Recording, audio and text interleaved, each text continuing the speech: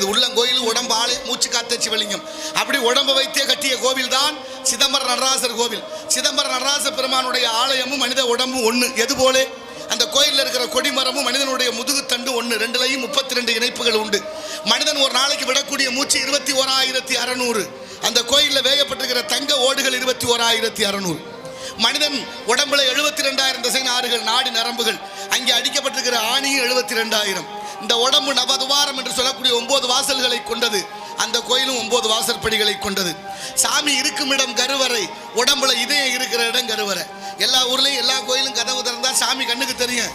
நடராசர் கோயில் அப்படி இல்லை. உள்ளே நுழைந்து இடப்பக்கமாக சென்று இறைவனை தரிசிக்க வேண்டும். காரணம், உடம்பை வைத்திய கட்டிய கோயில் அல்லவா. இந்த உடம்பு 2 கூறு, ஒன்று வடக்கூறு ஒன்று இடக்கூறு. இடப்பக்கம் தான் இதயம் இருக்கு. இதயம் இருக்கிற இடத்தில் தான் இறைவன் இருக்க வேண்டும் என்று எண்ணி அறிவியல் வளராத காலத்திலே கட்டப்பட்ட கோவில் சிதம்பர நடராச பெருமானுடைய ஆலயம்.